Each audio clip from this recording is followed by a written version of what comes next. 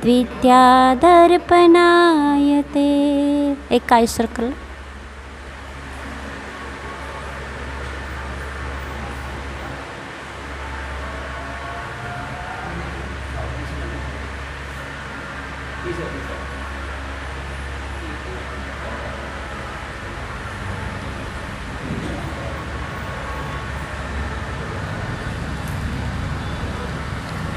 कौन से नंबर की गाता होना याद है?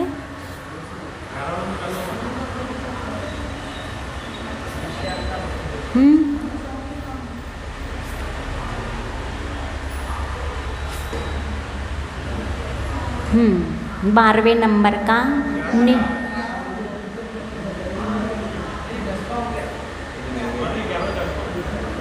अच्छा हाँ ठीक 11वें नंबर का। कल 10वां हो गया था परसों, तो उसमें क्या आया था 10वें नंबर की गाथा में? सच्चे गुरु कैसे होते हैं?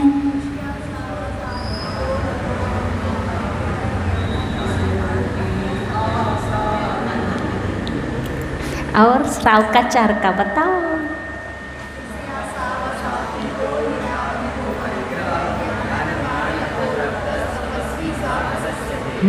पीछे वाले नहीं, गुरु कैसे होते हैं?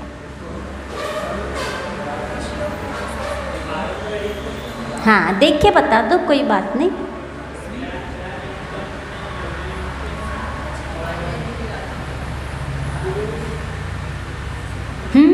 और आरंभ और परिग्रह से रहित होते हैं। ठीक, अच्छी बात है। अब ये सम्यक दर्शन के बारे में ये अधिकार है, तो इसमें सबसे पहले क्या बताया, सम्यक दर्शन किसे कहते हैं, और उसके बाद आप आगम और गुरु का लक्षण बताया कि कैसे होते हैं। अब उसके बाद बताते हैं सम्यक दर्शन के 8 अंग हुआ करते हैं, है ना। जो सम्यक दर्शन में 8 अंग होते हैं, ये 8 अंग जिसके होते हैं वो निर्दोष सम्यक दर्शन कहलाता है। और इन 8 अंग में से एकाधीन होता है तो वही सभी सम्यक दर्शन निर्मल विशुद्ध सम्यक दर्शन नहीं कहलाता है। तो ये 8 दोष क्यों लगते हैं? शंका, कांक्षा, विचिकित्सा। हमने बताया था शुरू में जब सम्यक दर्शन के बारे में बता रहे थे। सम्यक दर्शन कितने प्रकार के होते हैं बताओ? कितने प्रकार के सम्यक दर्शन होते हैं? वो वाला अध्यात्म का है, आगम का बताओ। निश्चय, इन्होंने कहा निश्चय और व्यवहार सम्यक दर्शन ये अध्यात्म के ग्रंथों में आता है और आगम के ग्रंथों में अलग प्रकार का आता है। कितना?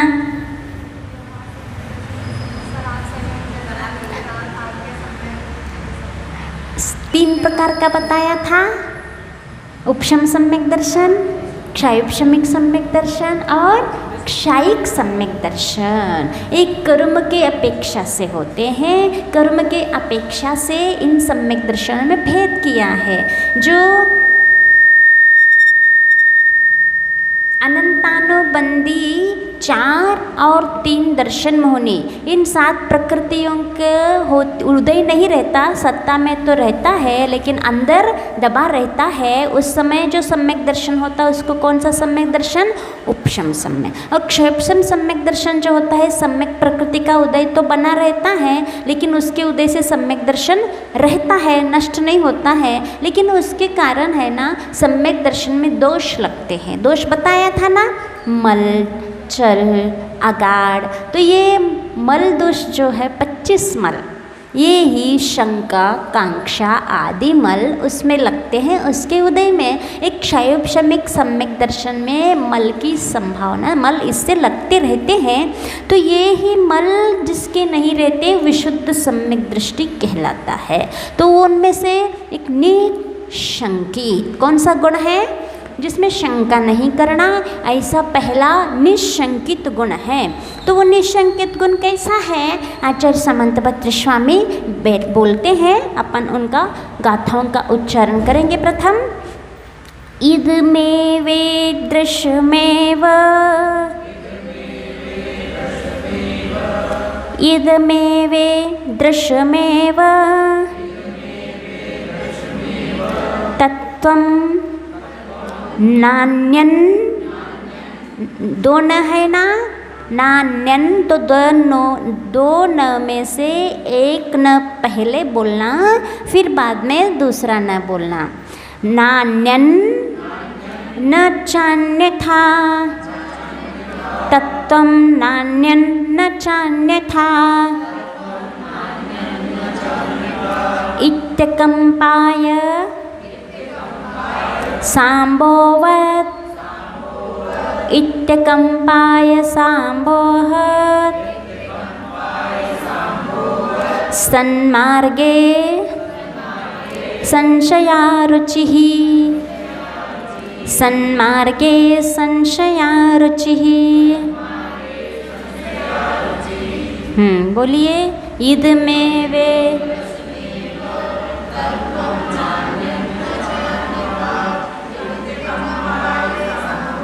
संभोवत नहीं, सांभोवत।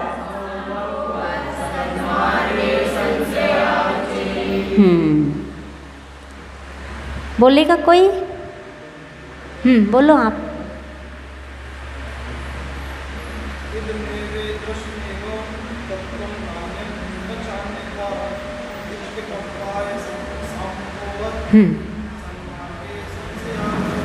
पीछे आगे वाले तो सब पंडित बैठे हैं, होशियार। हाँ,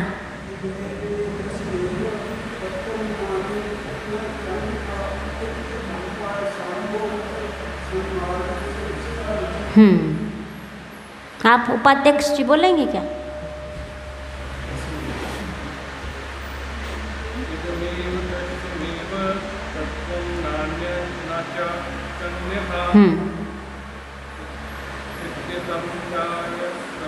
संभो नहीं।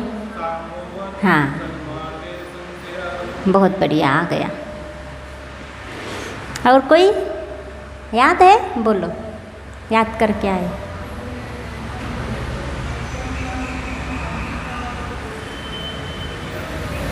नित्य। हाँ, क्यों आप भी याद करके आई हो क्या? देख के बताओ, वो बिना देखे बोल रहे हैं, आप देख के बोलोगी।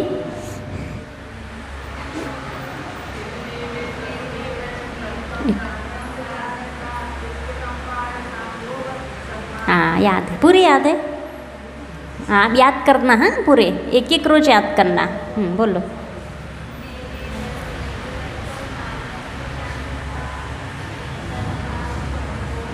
संभवत नहीं बोलना, सांभवत। आँख की मात्रा है स में, फिर क्यों खा जाते हो? नाश्ता नहीं हुआ। संशयारुचि। और कोई नए व्यक्ति जो पहली बार पढ़ रहे? पहली बार पढ़ रहे? पढ़ चुके? जो पढ़ रहे वो बोलो। आप लोगों को सब आता है, नए व्यक्ति से सुनना है, जिनको आता है वो तो ठीक है। हाँ, अब अर्थ देखते हैं। पीछे और पीछे, सबसे पीछे। क्यों? कोशिश तो करो, इसमें संकोच नहीं करना चाहिए। आचार्यों ने जो लिख के गए हैं उसका उच्चारण करना हमारा अहोभाग्य है। आपने जो जिह्वा पाया है वो जिह्वा पाना सार्थक हो जाएगा। उसका उच्चारण तक करो। दिन भर खूब जिह्वा चलाते हैं बोलने में और खाने में। अब यहाँ बंद नहीं रखना, ठीक? कोशिश करो। एक और पुस्तक कहाँ है? उठाओ पुस्तक एक और। हाँ, अब जब तक प्रैक्टिस करो। हाँ, आप बोलो। नान्यन न, रुको रुको रुको, नान्यन न चान्यथा, नान्यन न चान्यथा। हाँ, इत्य कंपाय। हाँ हाँ, सन्मार्गे। हाँ, संशयारुचि। ठीक। हाँ, हो गए प्रैक्टिस? हाँ, बोलो और करो, कोई बात नहीं। जब तक किसी और से पूछ रहे हैं आप बोलोगे।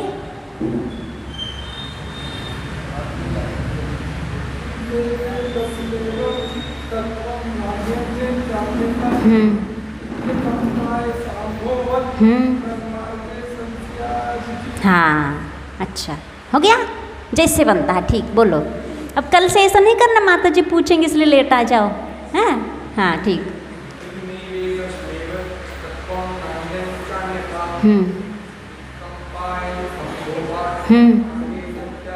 हाँ, बहुत अच्छा बन तो गया, बनता है। आप लोग संकोच करते हो।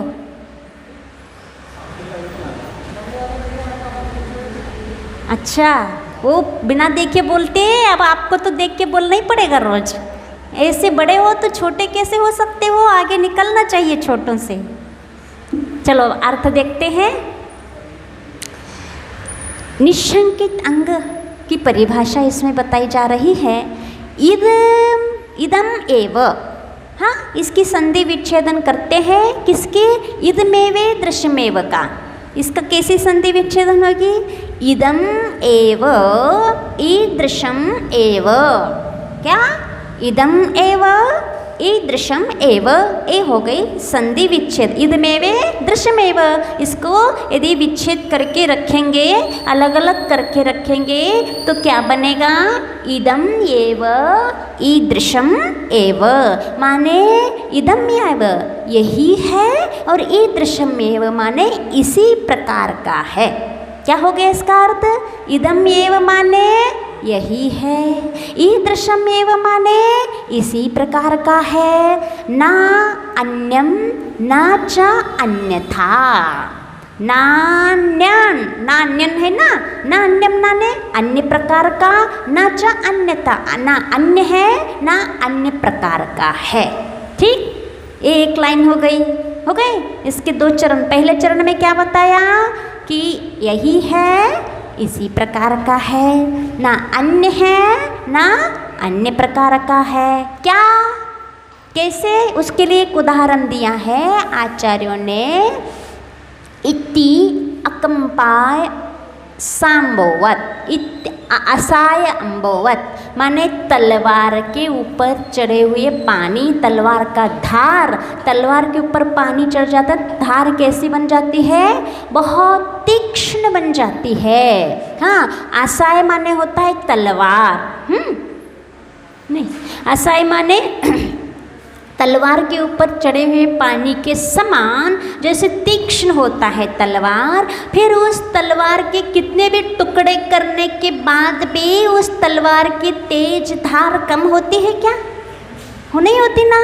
तलवार के 2 टुकड़े करो, 4 टुकड़े करो, 10 टुकड़े करो, लेकिन उसके ऊपर जो एक बार धार आ गई वो कभी कम नहीं होती है। ऐसे अकंप, कोई इसमें डिगता नहीं है, डिगना नहीं है उस तत्व से। किसमें? सन्मार्गे, सन्मार्ग से। जैसे जिनेंद्र भगवान ने जो तत्व बताया है, जैसा मार्ग बताया है, जिस प्रकार का धर्म का स्वरूप बताया गया है, उस सन्मार्गे, उस सन्मार्ग में असंशया, किसी प्रकार की संशय नहीं। ये असंशय जो एस लिखा हुआ है ना, उसमें से अ निकलता है, तो वो असंशया ऐसी रुचि।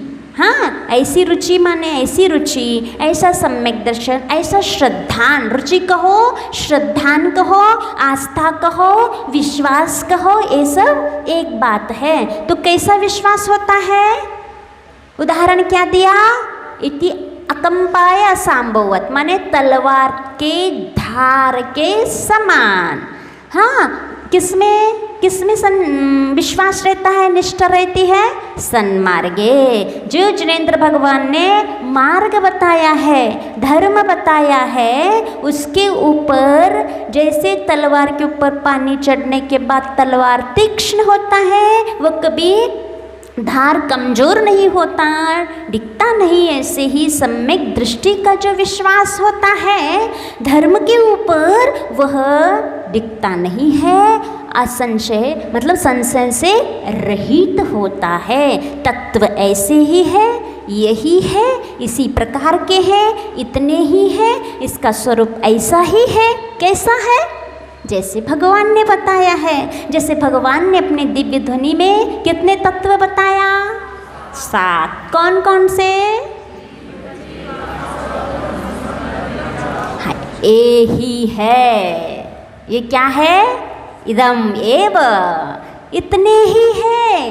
तत्व कितने होते हैं? 7 ही। ईदृशम एव, जीव तत्व का स्वरूप क्या है?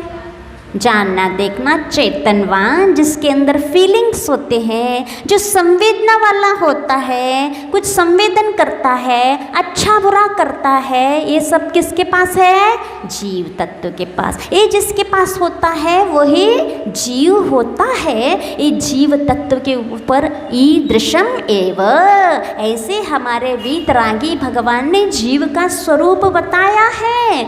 जीव, कोई कोई कहता है जीव कोई चीज़ नहीं होती है, जीव आत्मा कुछ नहीं होता है। तो एक इसके अंदर, हर चीज़ के अंदर एक एनर्जी होती है, उनका कहना। विज्ञान का क्या कहना है? जैसे इसके अंदर भी एक एनर्जी है और पुद्गल में भी एनर्जी है, हर चीज़ के, ऐसे इस शरीर में भी एक एनर्जी है। वही जीव कुछ नहीं होता है। चार्वाक कहता है ये पंच तत्वों से बना हुआ शरीर है। पंचभूतों से, अग्नि, वायु, जल, इन तत्वों से इकट्ठे होने के बाद ये शरीर के निर्माण हो गया। तो शरीर के निर्माण होने के बाद उसमें एक प्रकार की एनर्जी आ जाती है, हलन चलन की क्रिया उत्पन्न हो जाती है, वही जीव है और कुछ जीव नहीं है। और जैसे ही पंच तत्व विघटन हो जाते हैं तो जीव भी समाप्त हो जाता है उसमें। मतलब उसमें उदाहरण देते हैं, जैसे शराब बनती है, महुआ, गुड़ आदि सड़े हुए पदार्थ से शराब बनता। शराब तो वस्तुओं से बन गया, लेकिन उसमें मादकता कहाँ से आई? इनके मिलने से मादकता आई। उन लोग उदाहरण देते, ये पंच तत्व मिल गए तो उसमें हलन चलन की क्रिया होने लगी, यही तो जीव है। तो ये नहीं, सही जीव तत्व की क्या पहचान है? जो चेतनवान है, जानता देखता है, जिसके पास अनंत ज्ञान, अनंत सुख आदि के गुण है, लेकिन वो बात अलग है, अभी गुण व्यक्त नहीं है। इस प्रकार की श्रद्धा रखना। और उन लोग कहते परलोक कुछ नहीं होता, स्वर्ग नरक कुछ नहीं होता, जीव है ही नहीं तो मर के कहाँ जाएगा? मरना है ही नहीं, जीव को परलोक है ही नहीं, दूसरी गति जाना नहीं है। जो जीव को ही नहीं मानता है वो परलोक को क्या मानेगा?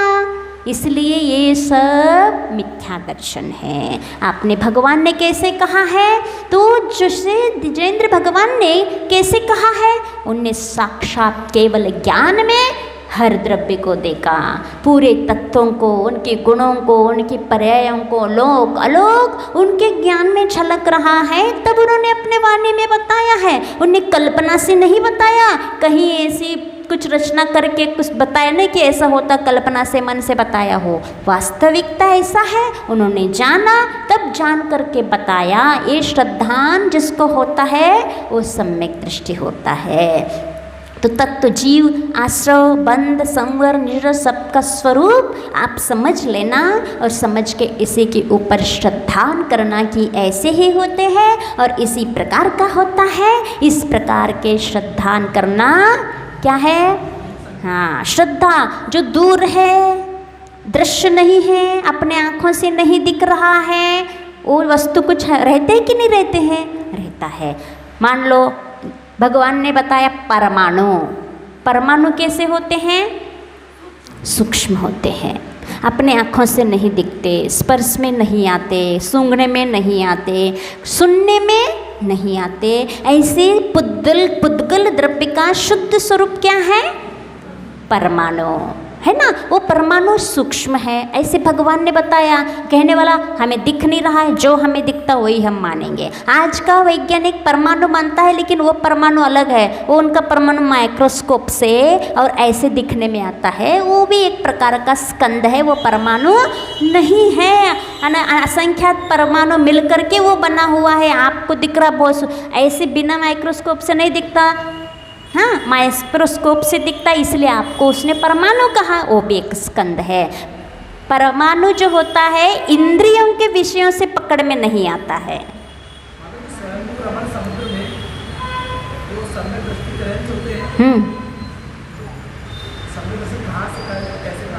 जाति स्मरण से, है ना। उनके यहाँ जाति स्मरण से वहाँ सम्यक दर्शन की उत्पत्ति हो सकती है। वहाँ कोई जाता नहीं है, ना कोई धर्म देशना होती है, ना जिन बिंब है, लेकिन जाति स्मरण एक ऐसा कारण है तो उनको सम्यक दर्शन हो सम्यक दर्शन के अनेक निमित्त बताया, बाह्य कारण बताया, उसमें एक जाति स्मरण भी है। जो जाति स्मरण माने पूर्व भोग का स्मरण आ जाता है, उस पूर्व भोग के स्मरण से उनको ये ज्ञात हो जाता है, ओहो हम पूर्व भोग में ऐसे थे, वहाँ रहते थे, धर्म इस प्रकार सा होता। इस प्रकार से उनको जो भी ज्ञान होता उससे उनको सम्यक दर्शन की उत्पत्ति हो जाती है। और यहाँ तक कि वहाँ के स्वयंभू रमन समुद्र में इस जाति स्मरण से सम्यक दर्शन के साथ साथ उनको वो अनुवृत्ति भी हो सकते हैं, पंचम गुण स्थान वर्ती भी हो सकते हैं। देखो इतनी दुर्लभता, वहाँ कुछ बाहरी साधन नहीं है, फिर भी उनको सम्यक दर्शन हो जाता है। और हमें इतने सारे बाहरी साधन मिले हुए, इतना अच्छा वातावरण मिला हुआ है, तो भी हम सम्यक दर्शन प्राप्त करने की कोशिश नहीं करते हैं। वो एक त्रियंच है, उनकी बुद्धि इतनी नहीं है जो बुद्धि अपने मनुष्य के पास रहती है, इतने साधन उनके पास नहीं है सम्यक दर्शन जुटाने के जो अपने पास है। सब कुछ होने के बाद भी हम यहाँ जो भगवान ने कहा है उसके ऊपर श्रद्धा नहीं रखते हैं, तो उनके हिसाब से सम्यक दर्शन अलग है, मनुष्य के हिसाब से अलग होता है।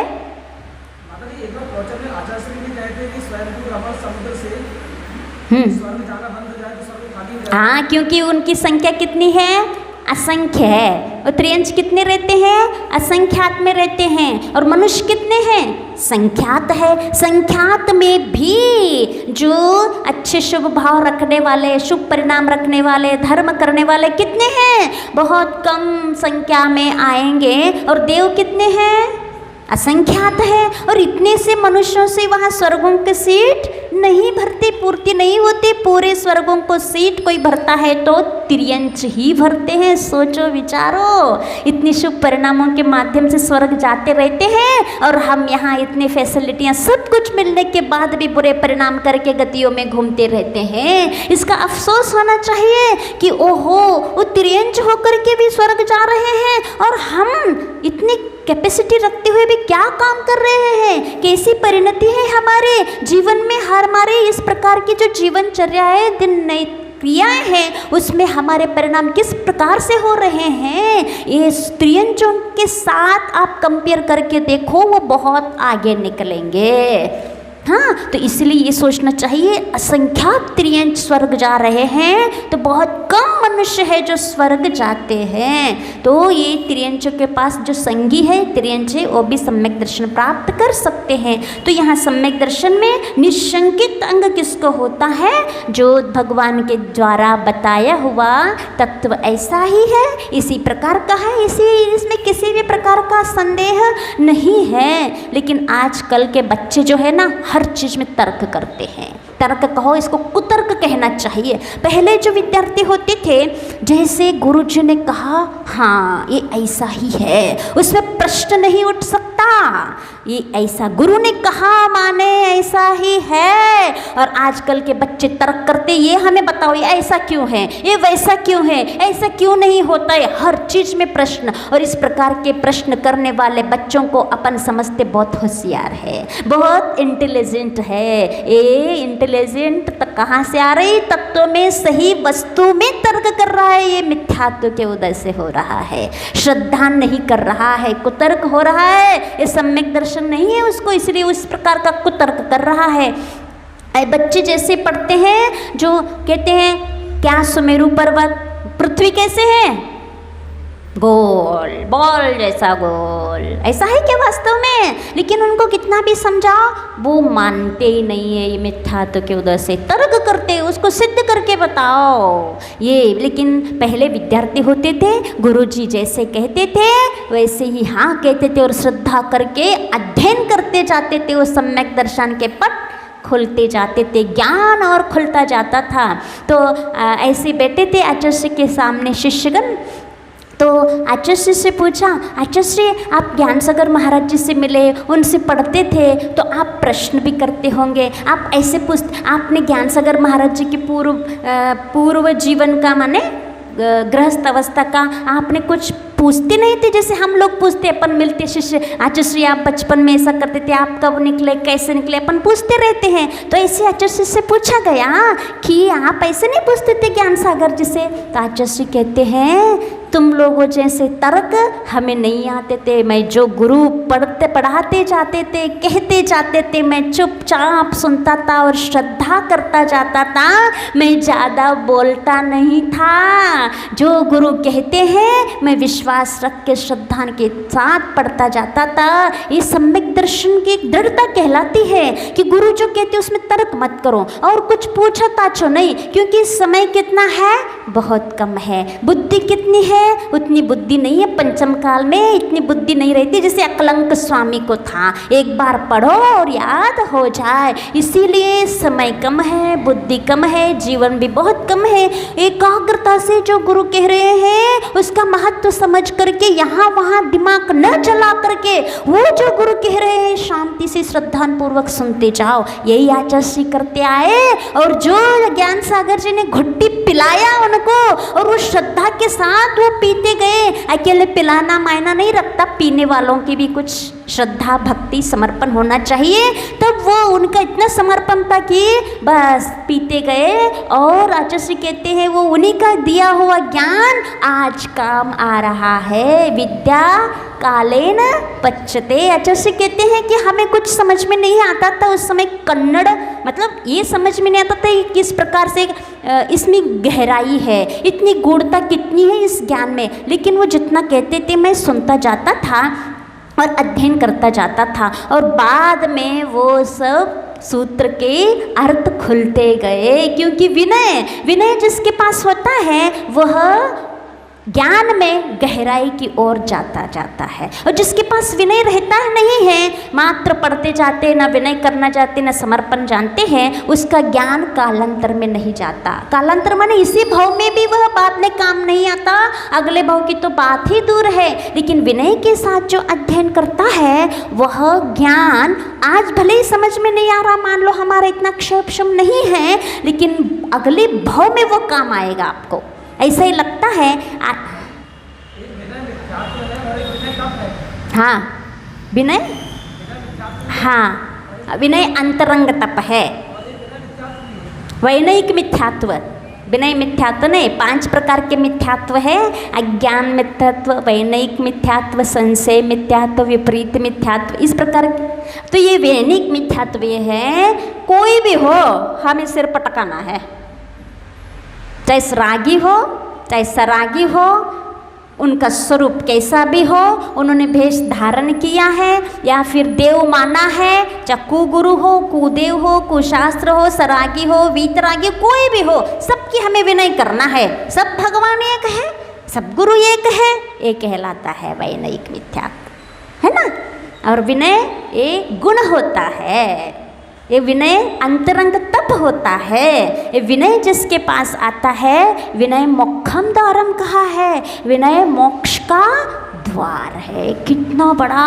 इसीलिए जब भी आप यहाँ शास्त्र स्वाध्याय में बैठते हो, सबसे पहले जिनवानी माता को अच्छे से नमस्कार, गुरुओं को नमस्कार, और जब उठते हो, अब जब कभी भी शास्त्र जी विराजमान करते हो अलमारी में, तब विराजमान करके एक बार सिर झुकाया करो। ये सब विनय के अंतर्गत अध्ययन करने का है। तो ये विनय शुद्धता भी होना चाहिए, द्रव्य, क्षेत्र, काल और भाव, चारों की शुद्धि के साथ स्वाध्याय करना। ये सब ध्यान कौन रखता है? जो विवेकी होता है, जो सम्यक दृष्टि होता है, उसी के अंदर इतना विवेक आ सकता है। इसीलिए आजकल जो चलने लगे ना, जो चल रहे हैं आपके सामने, जब ये सब उसमें डलने लगा, चाहे सिद्धांत ग्रंथ हो, चाहे आध्यात्मिक तो व्याकरण कोई भी हो, और आप जब उसको सुनते हो, आप किस अवस्था में हो, कहाँ बैठे हो, क्या कर रहे हो, इसका ध्यान रखते हो? नहीं रखा जाता है। जो विनय, जो आदर भाव, ये शास्त्र हाथ में लेने के बाद जो भाव आते हैं, वो भाव इसमें सुनते समय आता है कि आप अपने अनुभव करके बताना। नहीं आता। सोफ़ा सेट में बैठे हो, कुर्सी पे बैठे हो, कैसे भी चप्पल भी पहने हो तो उसके खोल के आप धर्म की कोई भी कक्षाएं देख रहे हो, कर रहे हो, ये सब बहुत अविनय है। इसके कारण आज अध्ययन बहुत हो रहा है लेकिन फल कुछ समझ में नहीं आ रहा। क्यों नहीं आ रहा है? ये कारण है विनय नहीं है, इसलिए आचार्य श्री इसके फेवर में नहीं रहते हैं। क्यों नहीं रहते? इसका महत्व घट रहा है। हमारे जेब में सब कुछ है और आदर नहीं कर रहे हैं। यदि ये नहीं रहता तो इतना महत्व समझ में आता है। इसका महत्व ये समझ में आता है, मंदिर में जाना है, शास्त्र जी उठाना है, शुद्धि पूर्वक बैठना है, नमस्कार करना है, कायस्र करना है, मंगलाचरण करना है, फिर शास्त्र का अध्ययन करना है। ये अध्ययन इस विधि से मोबाइल में होता है क्या? तो कहाँ गया विनय? जो विधि थी अध्ययन करने का सब लुप्त हो गया। बड़े बड़े शास्त्र, कर्म कांड, जीव कांड, लब्धि सार तक इसमें करते रहते हैं। करो, मना नहीं है, लेकिन वो उतना ही विनय करो जितना आप शास्त्र के सामने करते हो। अच्छे से बैठ के शुद्ध वस्त्रों के साथ, गद्दी, तखत, सोफा सेट, कुर्सी पे नहीं बैठना। शुद्ध वस्त्रों के साथ जिस प्रकार शास्त्र का विनय करते हो ऐसे मोबाइल में जैसे खोलते, ये समझ लो एक शास्त्र है, ये विनय के साथ होता है। तो यहाँ तत्व के बारे में चर्चा चल रही है, तो तत्व ऐसे ही है, इसी प्रकार का है। इस प्रकार के तर्क न करते हुए जैसे भगवान ने स्वरूप बताया है ऐसा ही है। विश्वास करना क्या है? निशंकित अंग। ठीक, निशंकित अंग समझ में आ गया। अब आगे चलते हैं वर्धमान स्तोत्र।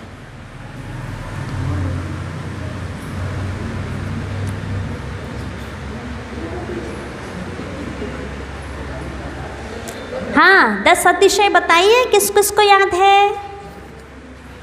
परसों याद किया था ना, कोई बताएगा? बताओ। हाँ, गिनते जाना, ये बोलते जा रहे हैं।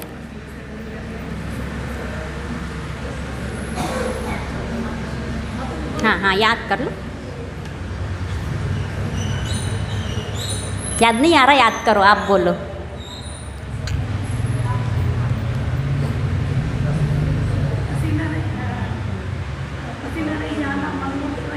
हाँ हाँ,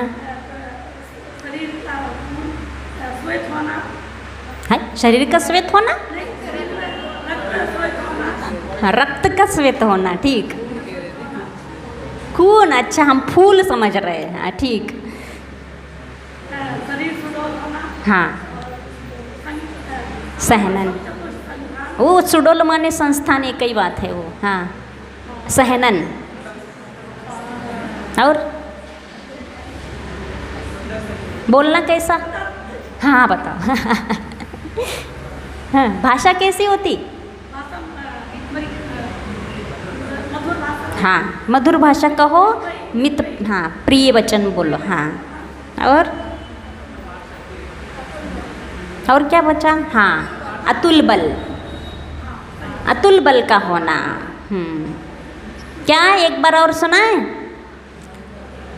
क्योंकि आप लोगों को घर में कुछ रिवीजन करना नहीं है, यहीं आके करना, सुन लो, कोई बात नहीं, फिर से हम ही रिवीजन करते हैं। आपको याद हो गया?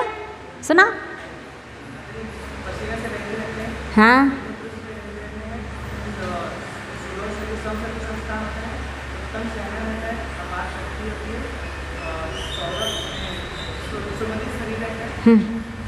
सुगंधित शरीर।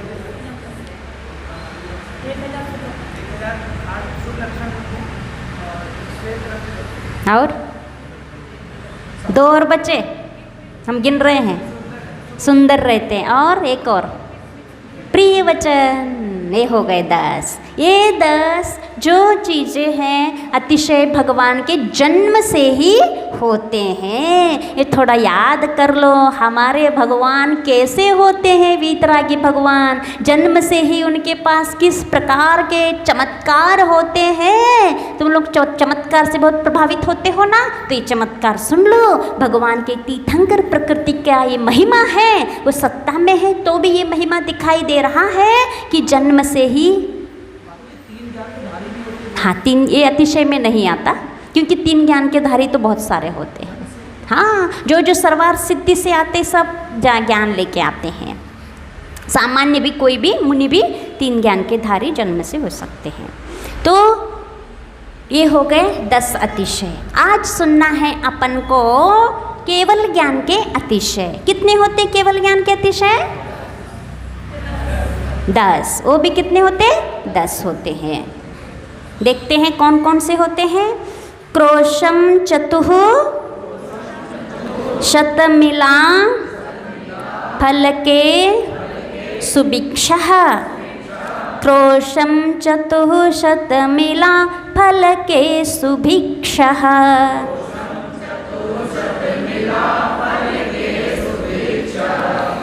शून्यश्च जीववध भुक्त्युप सर्गताया।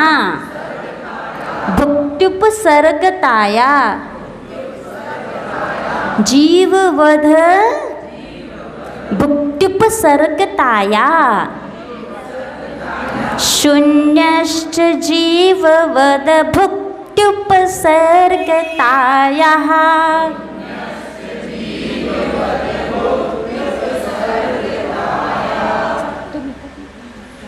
ठीक।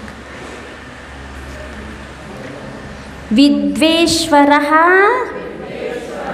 खगमनं नख केश वृद्धि। विद्वेश्वरः खगमनं नख केश वृद्धि।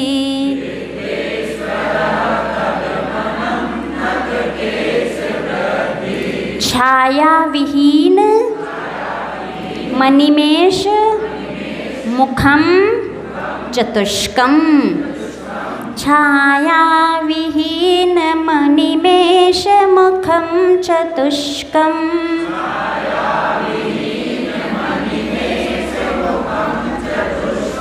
बोलिए।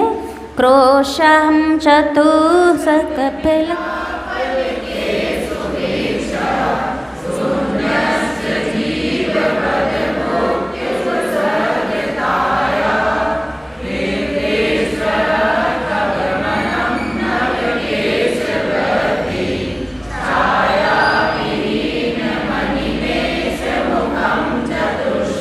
हिंदी बोलिए।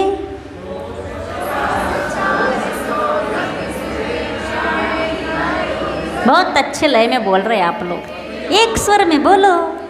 कोस 400 तक सुभिक्ष है प्राणी वद उपसर्ग रहे। बिन भोजन नित गगन गमन है नख केशों की वृद्धि रहे।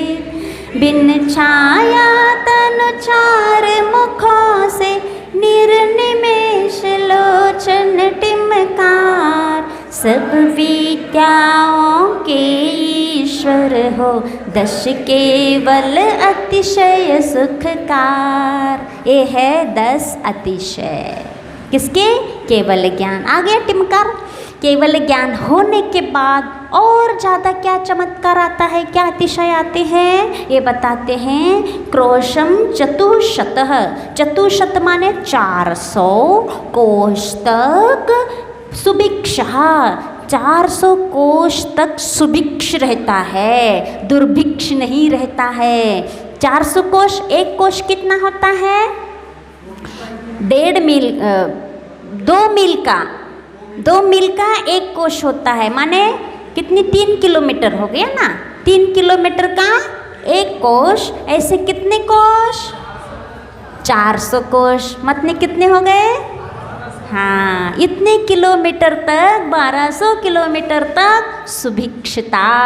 किसी भी प्रकार की दुर्भिक्ष नहीं, कोई प्रकार की वहाँ जनहानि नहीं। इतनी सुभिक्षता, समय पर वर्षा होना, अच्छे फसल आना, ये सब सुभिक्षता। ये किसका प्रभाव है? उनके अंदर की जो ओरा है, उनका जो ऊर्जा है, वो भगवान की जो वीतरागता है, इस वीतरागता का प्रभाव है कि इतनी 1200 किलोमीटर तक बहुत शांतिमय जीवन जीते हैं सब प्राणी। ये अंतरंग ऐसे ही रिद्धिधारी मुनिराज रहते हैं, वो रिद्धिधारी मुनिराज भी ऐसे रहते हैं, उनकी इतना तो नहीं रहता है लेकिन कुछ दूर तक बहुत शांति का अनुभव रहता है। ऐसे आचार्य श्री के पास जाते हैं तो शांति का अनुभव होता है। ये क्या है? उनकी अंतरंग की विशुद्धि ऐसी है, इसीलिए अपनी अंतरंग की विशुद्धि भी ऐसी होना चाहिए। इतनी तो नहीं हो सकती लेकिन इतनी तो हो सकती है कि हम सामने वाले कोई भी जीव आता है उसके प्रति हम क्या भावना ये सुखी रहे, इसका कष्ट दूर हो जाए, जो कोई भी हो, चाहे मित्र हो, चाहे शत्रु हो, चाहे वैरी हो, कोई भी हो, हमारे तरफ से कोई वैरी नहीं है, उसके तरफ से रखा है तो रखी रहने दो, लेकिन हम इतना भावना कर सकते हैं इसको सुखी हो जाए, ये सुख संतुष्टि से जीवन व्यापन करे, इसकी सद्बुद्धि आ जाए, ये जीवन का सुख का अनुभव करे जीवन में, ये धर्ममय जीवन इसका बन जाए। इस भावना का प्रभाव ऐसा होता है कि वो अपने आप उसके ऊपर इफेक्ट करने लगता है। ये हर चीज़ का ऊर्जा होती है, वो ऊर्जा का प्रभाव रहता है। ऐसी ये भगवान की ऊर्जा है, कितने हजारों मील तक ये सुभिक्षता रहती है। अब शून्यश्च जीववध, हाँ करते हैं ना केवल ज्ञान के पहले, हाँ क्योंकि वृद्धि होती रहती, केवल ज्ञान के बाद इनकी वृद्धि नहीं होती। तो शून्यश्च जीव वध, किसी भी प्रकार की जीवों का वध नहीं होता उनके प्रभाव से योजनों तक। और भुक्ति माने भोजन, उनका आहार नहीं होता केवल ज्ञान के बाद। और उपसर्ग, उनके ऊपर किसी भी प्रकार के उपसर्ग भी कोई नहीं करेगा। अब वीतरागी भगवान इतनी प्रभाव है, वहाँ उनको उपद्रव करने का भाव किसके होंगे उनके सामने जाके, इसलिए उनके ऊपर उपसर्ग भी नहीं होते हैं। तो ये कितने हो गए, कितने हो गए गिनो? एक सुभिक्षता होना, जीववध का नहीं होना, आहार नहीं होना, किसके आहार नहीं होना? तीर्थंकर भगवान के। और उपसर्ग का नहीं होना, उपसर्ग का अभाव होना, उनके ऊपर किसी भी प्रकार का उपसर्ग नहीं होता है। ये आ गया, 4 हो गए याद, कल याद रहेगा? नहीं रहेंगे। हाँ आज 4 ही रहने दो, फिर आगे का अच्छा अपन डिटेल से समझते हैं इसको। हाँ क्या जो एक बार पूरे पढ़ा दें, अर्थ बता दें। विद्येश्वरः, विद्या के ईश्वर, उनके पास जो विद्या है, पूरे जितनी भी विद्याएं हैं सबके विद्याओं का ईश्वर वो रहते हैं। माने केवल ज्ञान है उनके पास, केवल ज्ञान से अछूता कोई ज्ञान नहीं रहता है। केवल ज्ञान में सब ज्ञान उनके झलक रहे, सब ज्ञान में आ रहा है, इसलिए विद्येश्वरता। खगमनम, आकाश में ऊपर गमन करना। ये जमीन पे नहीं चलते तीर्थंकर, क्यों नहीं चलते कल बताएंगे, ठीक है। नख, केश वृद्धि, नखों का और बालों का बढ़ना बंद हो जाता है केवल ज्ञान के बाद। छाया विहीन, उनकी छाया नहीं पड़ती। अभी इतना बस याद कर लेना, इसका रीजन बताएंगे, आएगा कल तो, जो आएगा कल आएगा तो बताएंगे, जो कल आएगा उसको बताएंगे। छाया विहीन, मणिमेष, आँखों का पलकों का नहीं झपकना, ये भी कारण होता है। मुखम चतुष्कम, समूह शरण में भगवान का मुख तो एक ही साइड रहता है, लेकिन देखने वालों को ऐसा लगता है कि चारों तरफ भगवान विराजमान है। ये भी एक केवल ज्ञान का अतिशय है। तो ये 10 अतिशय केवल ज्ञान के होते हैं। ये उनके केवल ज्ञान का अतिशय होता है, वीतरागता का अतिशय होता है, एक घाती कर्म का नाश होने के बाद जो ये सब अतिशय प्रकट हो जाते हैं, इसके बारे में अपन और कभी समझेंगे।